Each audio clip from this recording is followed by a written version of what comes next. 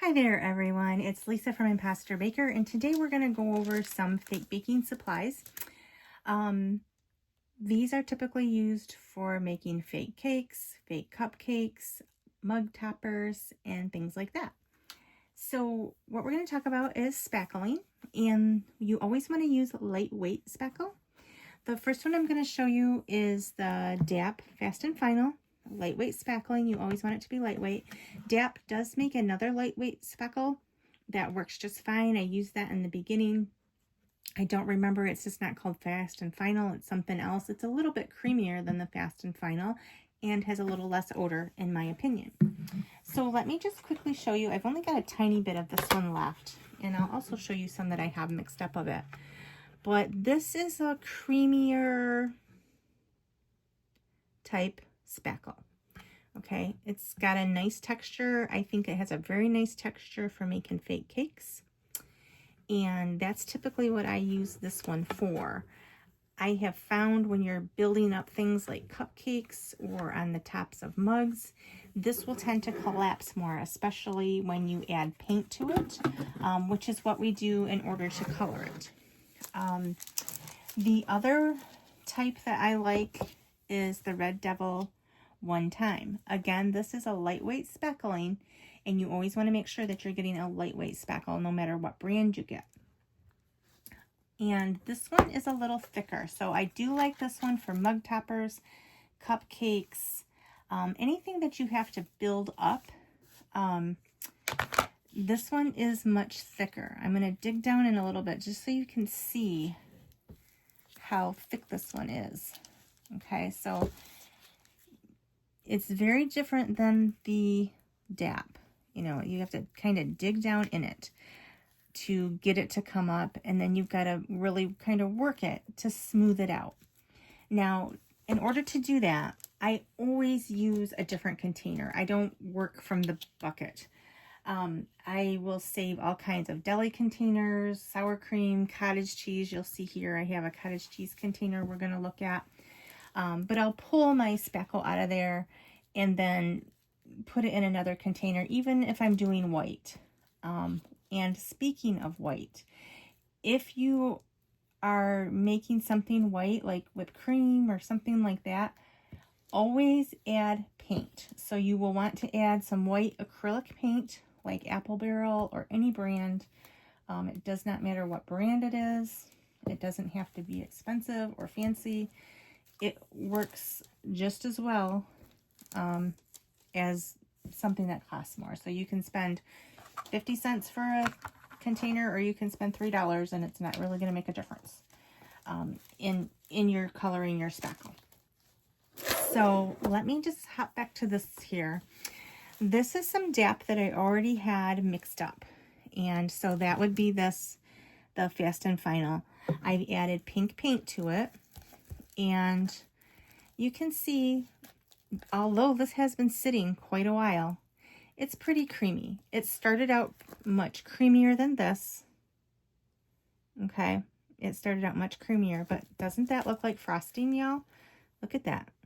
It looks like frosting. It doesn't smell like frosting, but it definitely looks like it. And then if you take and you really get it mixed up, you know, you can see how much more smooth it becomes and workable. So I really like DAP for cakes, although you can use the Red Devil also. And to rejuvenate something like this, just add a little bit of water. You can spritz it, get a little spray jar. I used distilled water in mine. It probably doesn't matter, but I just feel like that seems like it wouldn't get molded over time. So I would put a little bit of distilled water in a spray jar. And then just spritz it a tiny bit. You'll be surprised how far along just a little bit of water goes to rejuvenate your spackle. So that's a tip on that. For that particular pink, if you're wondering, this is Pink Parfait is what I have in there. I think this is about $3 a bottle for the 8 ounce. I like the color, but you can also use brighter colors or use what you have. Some pinks are going to be a cooler pink, some will be a warmer. This happens to be by Folk Art. It's a matte bright pink. So a bright pink you're going to want to use a lot less of than, say, the lighter pink, because it's going to go a long way. The other thing you'll want to have for fake baking is something to clean your hands. I like to use baby wipes. I use the unscented wipes. You can get them at Walmart, Sam's Club. But I use this to clean my tools. So I always use silicone spatulas for my tools to mix, and do not use anything that you use for chemical-based items, fake baking items. Do not use them in your regular kitchen ever again. Don't let them touch food. You will add poison to your food source. So you don't want to do that. I don't know everything that this is made out of, but I know it is not good for you. You probably should wear a mask when using it. I do find that some of the different brands are more odorific than others and bother me. I have asthma and allergies, so sometimes they bother. But I always use this to clean up. I generally have just like a little bag next to me, like a Walmart or some kind of trash bag, plastic bag, to throw away my stuff into. And it makes for easy cleanup. So that is another tip for using spackle. You always want to start out with a little bit of paint. Don't use a lot at once, and build up. So if you need more, or you want it darker, I will advise also that light colors are easy to achieve. Pastels, dark colors are much harder to achieve, and you are better off if you do your cake or whatever it is that you're making and you want it to be, say, dark brown, or you want it to be, you know, to look chocolate, or you want it to look, or a black cake. In that case, I would probably tint the base of my spackle. It wouldn't have to be the same color. I mean, if you had leftover spackling, I've done that before. I had some leftover orange spackling and I just put it on some cakes and then I painted them black. It took a few coats. It does take a few coats. I just used acrylic paint. You could use artist paint that's thicker, and that might work faster and have less coats.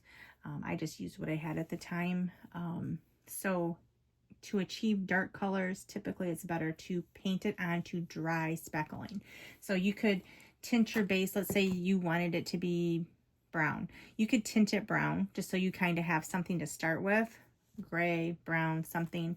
And then do your cake and then let it dry completely. I would give it probably overnight for sure, but I usually like to give mine a couple, 3 days to really get it nice and dry, and then paint over it, and then wait between your layers of paint, letting it dry. So fake baking is a process. It's not quick. If you're looking for a quick and fast craft, that's typically not fake baking. There's usually multiple steps. And in another video, we'll do a cake. We'll frost a cake, and so you can see this all applied to that. But today I just wanted to give you a quick tip on some fake baking supplies, and I hope you liked this video, and please like and subscribe if you did, and feel free to share comments of what you would like to see next.